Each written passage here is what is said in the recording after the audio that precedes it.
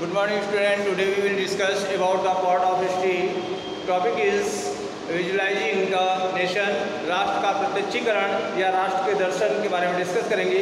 तो आइए मैं बात करता हूँ कि उस फ्रांस के जो फ्रांस में रिवॉल्यूशन हुई थी और उसके पश्चात जब फ्रांस जो है नेशन स्टेट में कन्वर्ट हो गए, बदल गए, तो अब नेशन स्टेट को वहाँ के जो आर्टिस्ट थे उन्होंने जो है किस तरह से राष्ट्र को जो है रिप्रेजेंट किया है. और इसके लिए वो आर्टिस्ट जो थे वो जो नेशन को उनका पर्सोनिफिकेशन, उनका मानवीकरण किया और उनको उसी तरह से उनको चित्रित किया. तो आइए जानते हैं इसी के बारे में.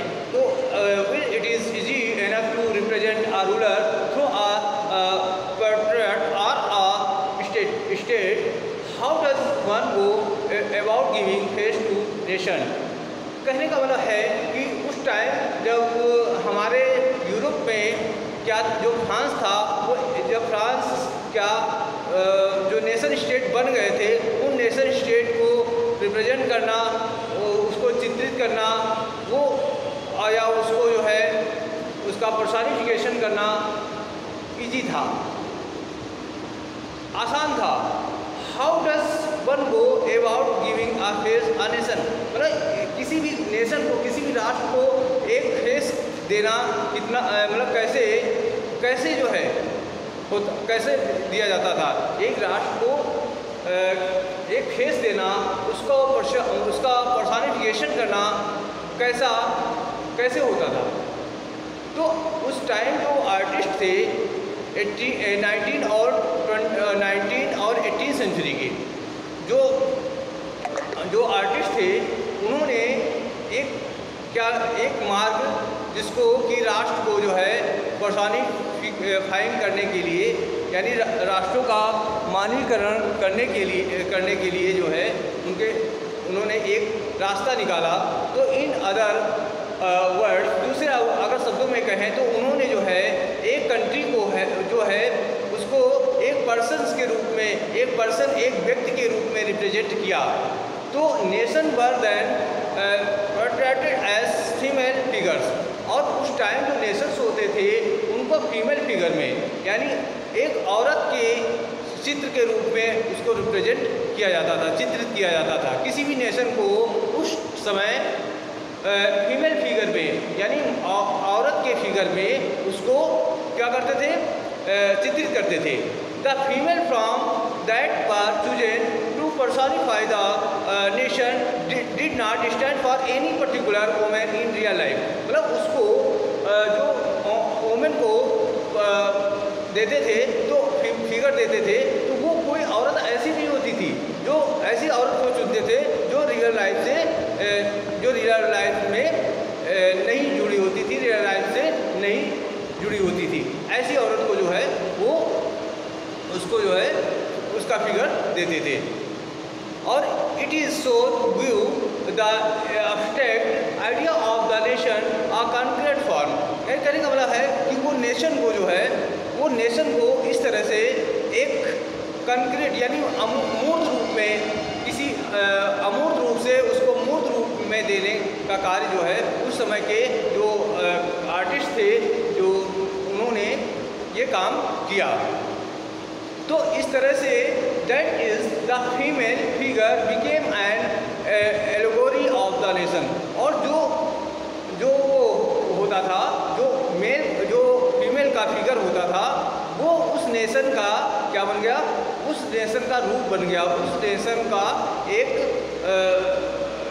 रूप के रूप में उसको रूप के रूप में वो बन गया. तो इस तरह से जो है सभी राष्ट्रों को जो है वुमेन के फिगर में दे करके उसको एक राष्ट्र के रूप में, तो इस तरह से वुमेन्स को जो है फीमेल फिगर दे करके वहाँ पर नेशंस को जो है क्या किया, द फीमेल फिगर, जो फीमेल फिगर था वो क्या बन गया, बिकेम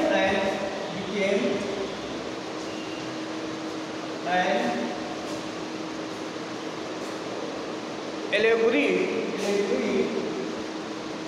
रूपक बन गया of a nation, of nation, राष्ट्र का जो है रूपक बन गया।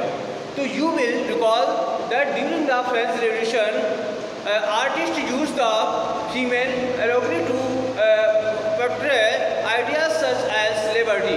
कहने का मतलब है आप रिकॉल करेंगे, आपकी पिछली आप सोचेंगे समझेंगे तो उससे आपको जब फ्रेंच का रिवॉल्यूशन हुआ तो उस दौरान बहुत सारे आर्टिस्ट ने उन्होंने क्या किया था, फीमेल की जो फीमेल रूप को उन्होंने लिया था, उन्होंने फीमेल रूप को पेट्रियट आइडियाज़ यानी देशभक्ति के आइडियाज़ के रूप में लिया था, जिनमें से liberty, justice and the Republic, ये 3 वर्ड थे उस टाइम जब उन्होंने फ्रेंच की रिवॉल्यूशन हुई थी।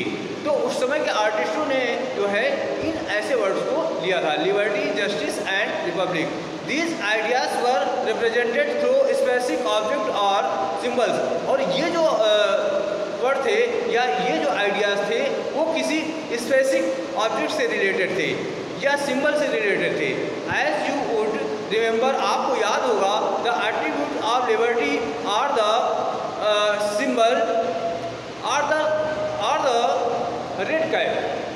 जो लिबर्टी है, आपने लिबर्टी का सिंबल देखा होगा, तो लिबर्टी के सिंबल में आपने देखा है कि रेड कैप है और या ब्रोकन चेन के साथ में जस्टिस जो है, जस्टिस को दिखाया गया है वहाँ पे।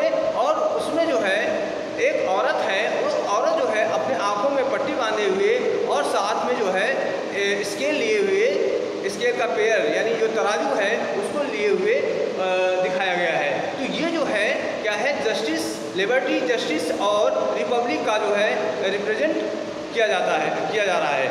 तो इस तरह से और सेम उसी प्रकार से जैसे उस टाइम था फ्रेंच में, सेम उसी प्रकार से जो है फीमेल जो रूपक को यानी फीमेल के रूप को जो है जो हमारे आर्टिस्ट थे उन्होंने 19वीं सेंचुरी में जो है किसी भी राष्ट्र को इसी तरह से रिप्रेजेंट किया है। यानी जिस तरह से वो लिबर्टी का रूप था तो उसी तरह से जो है फ्रांस में भी उस समय जो है राष्ट्रों को उसी के रूप में जो है 19वीं सेंचुरी में फीमेल के रूप में उसको दर्शाया है, रिप्रेजेंट किया है। In France he was Christian marine. France में एक वह क्रिश्चियन मैरिड थी, एक पॉपुलर क्रिश्चियन नेम था। जो मैरिन थी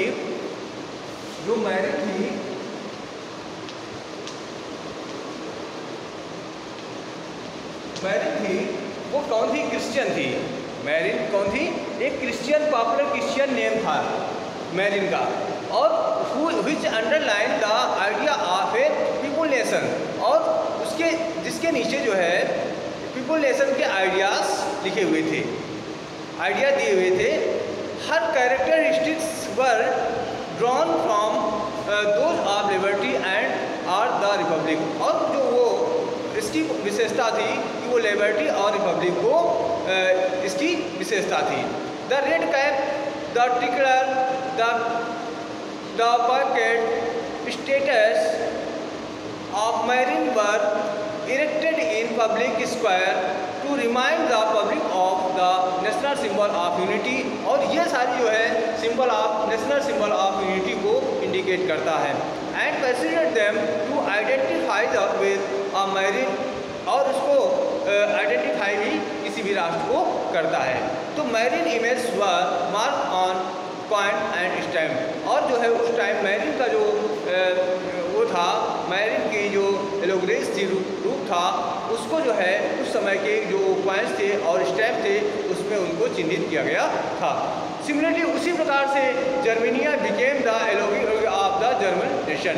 और इसी तरह से जैसे जो है जिस तरह से वोमेन का रूप दिया गया था किसी भी राष्ट्र को फ्रांस में, उसी प्रकार से जर्मनिया में भी जो है जर्मन नेशंस को एक औरत का रूप दिया गया। इन विजुअल रिप्रेजेंटेशन, एक विजुअल रिप्रेजेंटेशन के रूप में Germany wear a crown of oak leave. Germany का जो क्राउन था वो क्या करता था कि वो एक वृक्ष होता है, ट्री होता है, उसकी पत्ती को पहनता है। और जिसका ये सिंबल जो होता है, जो जर्मनिया होता है, जर्मनिया जो है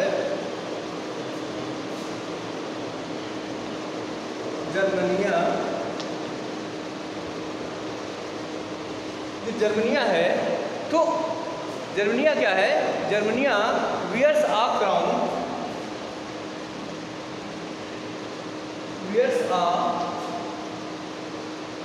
जर्मनिया का जो क्राउन है वो क्या पहनता? ऑफ ए ओ लीव्स, यानी ओक के पत्ता जो ओक ट्री है उसकी लीव्स को वो पहनता है। इसका जो है जो जर्मन ओक है वो क्या स्टैंड करता है? हीरोइज्म, यानी वो हीरोइज्म को इंडिकेट करता है। वो क्या इंडिकेट करता है? He as the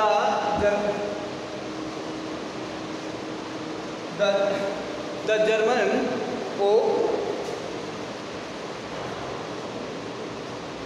the German oak stands for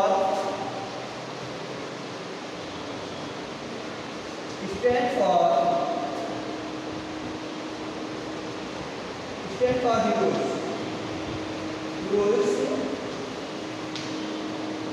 यानी हीरोइज्म को, साहसी यानी वीरता को इंडिकेट करता है।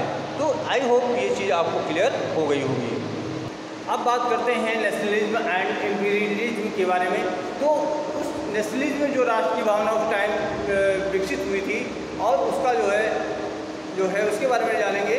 तो by the last quarter of 19th century के क्वार्टर फोर्थ में, यानी 19th सेंचुरी के चौथे दशक में जो nationalism no longer retain its idealistic liberal domestic sentiments of the first half of century, but became a narrow creed with limited ends. During this period, nationalist groups became increasingly intolerant of each other and every ready to go to war. कहने का मतलब है अब जो है nationalist की भावना जो है उन लोगों में जो है वो धीरे धीरे जो है वो छीड़ हो रही थी। संकीर्णता की दृष्टि कोण जो है उनमें आ गया था। तो अब वो क्या कर रहे थे? वो आपस में ही एक दूसरे से युद्ध करने की उनमें भावना जागृत हुई। The major European powers in turn manipulated the nationalist aspiration of the subject people in Europe to further their own imperial aims. कहने का मतलब है कि इस टाइम जो है जो यूरोपियन पावर थी वो फिर से जो है नेशनलिस्ट के उसमें जो राष्ट्रवादी थे, अरे